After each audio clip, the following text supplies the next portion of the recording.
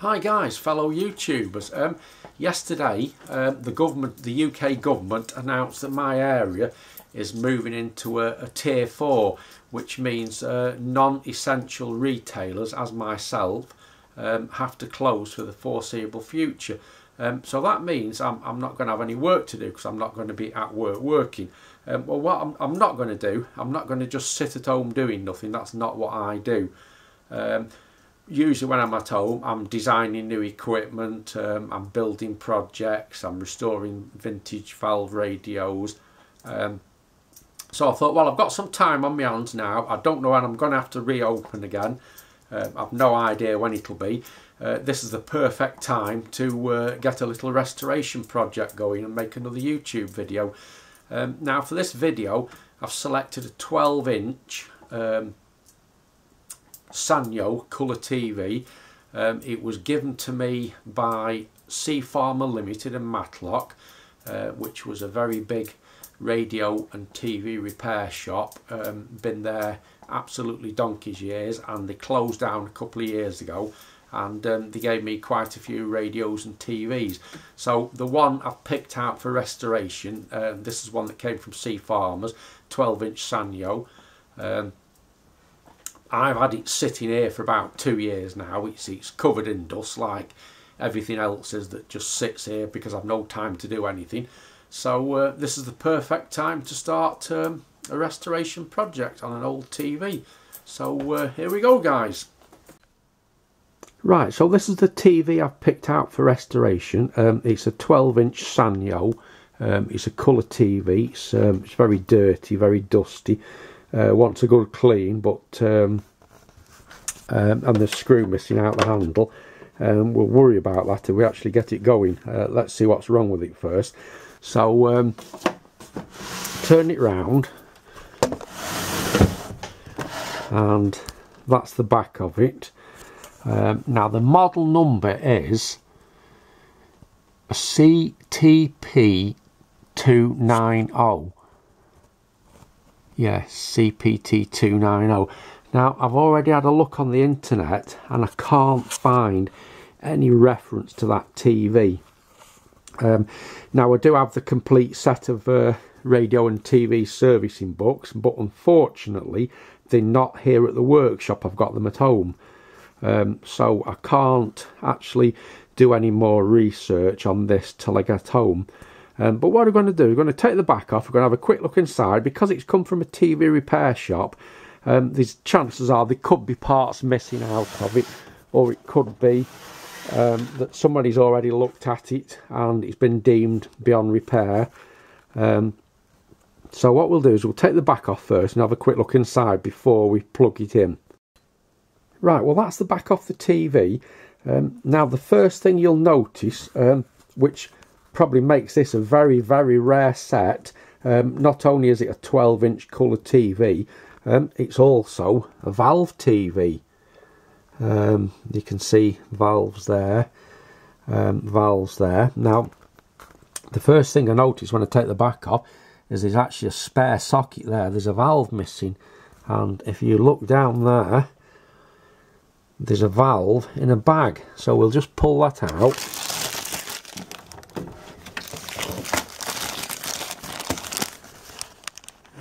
The bag's obviously nothing to do with the valve.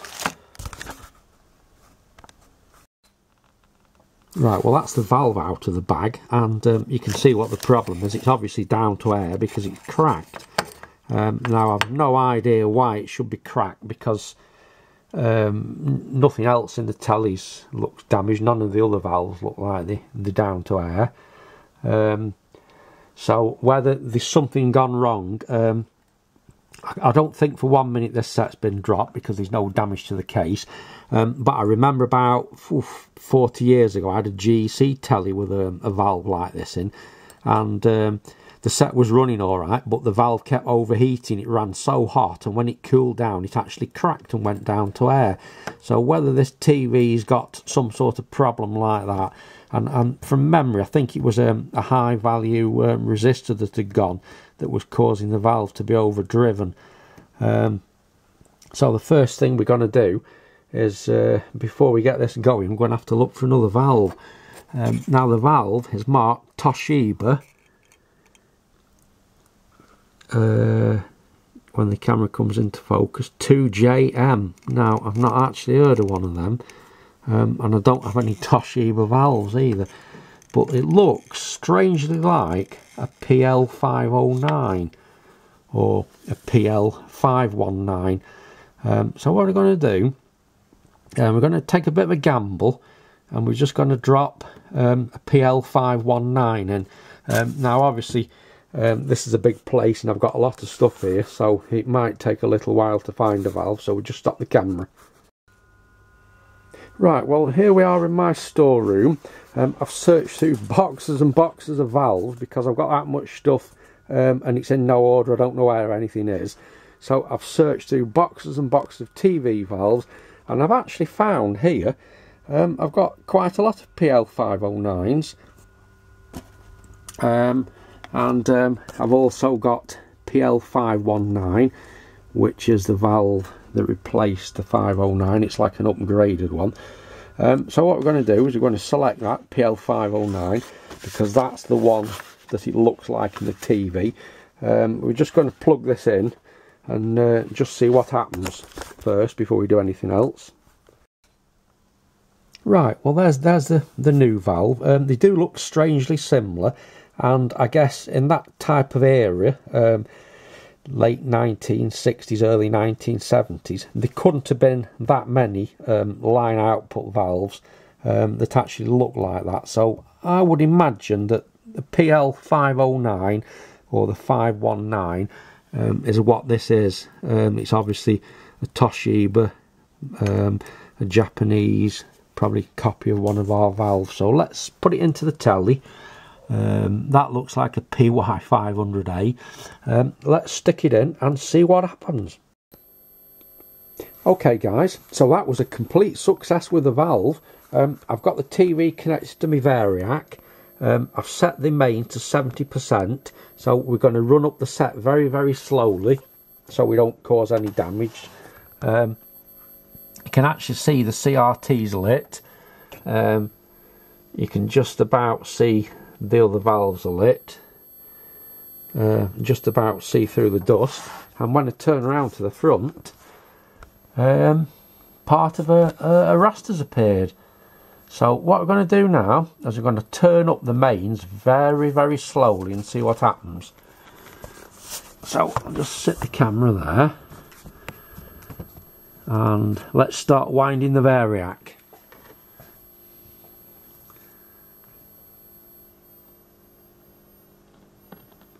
Right, that's 80%, and I can hear a crackling now on the sound.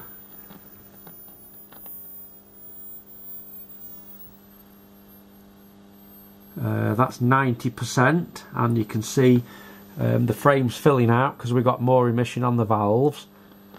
I can also hear a hissing noise on the sound.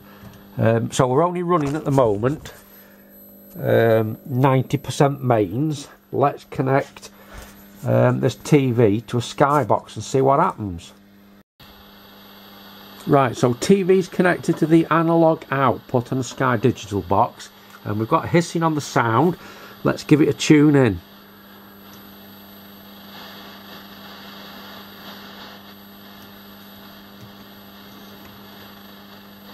Right, that's channel 21, so there's nothing there, so we'll go the other way. Channel 25, 30.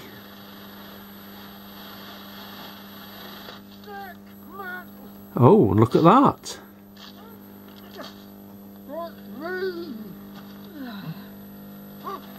Right, so horizontal holes underneath here.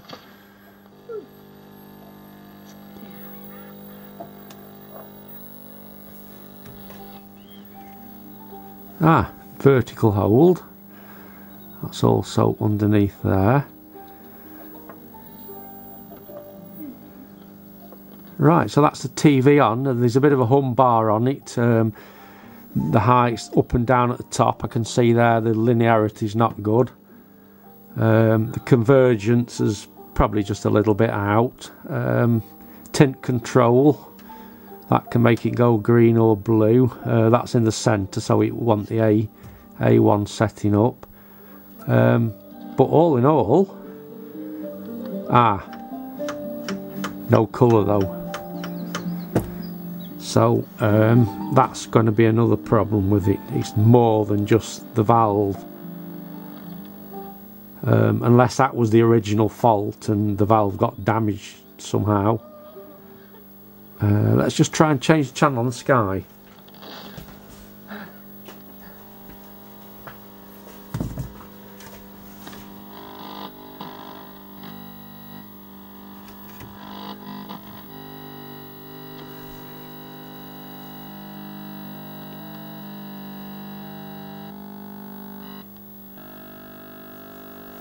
Too late. 4 weeks too late.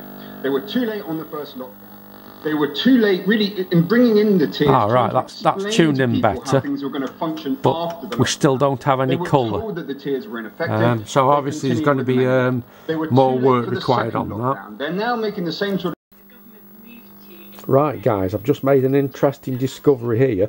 I'm looking at the Variac, and we're still only running 90% mains, and we have no colour. Now I've discovered when you turn up the mains voltage to 100%, the colour comes back. So I'll just focus on the telly and the Variac at the same time. I'm turning it up with 95%. And at 100% mains, you'll see there, the colours come back. Now it seems to be lacking in red, which is probably something wrong with the decoder, but the fact that the colour drops out, let's do the vertical hold, the fact that the colour drops out when we drop the mains and there's no, or the red is very, very poor. I'll just turn the mains down again and you'll see the effect. Jump out of the Westminster bubble a little bit, didn't you? And look at inequality and what you can't see the colour on it very well because of the camera, but if I turn the mains down a little bit, the colour's dropped out again. So that usually, or what it used to be 40 years ago, there will be a reference pulse from the line output stage feeding the decoder, and the chances are that's gone low in amplitude because it's a high value resistor. Yeah, see, we've got colour back on now, but the red's very poor, which also indicates possibly decoder fault. So I'll just stop the camera and I'll just have a quick look in the back, see if I can see any resistors that look distressed. Right, well, I've had a good look round, and due to the amount of dust in it, it's going to be virtually impossible to fault find this now without a circuit diagram. Also, I'm looking at capacitors that look like they're well past the best. That's certainly shrunk, so it's probably dried out. There's a capacitor there. The jacket looks like it's changed colour, so the chances are that'll be dried out. I've had a really good look round. The only thing I can see that doesn't look original, if we can get the camera in, there's a resistor there that the light's just shining on or not shining on. There's a resistor there that doesn't look original. It doesn't look like a Japanese resistor, and it's also not fastened to the board. It's not down on the board, so chances are that's been replaced at some time. Whether that's anything to do with a fault, but I mean, now without the circuit diagram it's going to be virtually impossible. So I think what we'll have to do is stop this video now. I'll have to have a search at home through my radio and TV servicing books and see if I can find a service manual for it, and we'll have to make a part 2 to the video in the year 2021. So thanks for watching, guys. Subscribe to my channel and look out for the part 2 if we manage to get this set going. Okay guys, goodbye.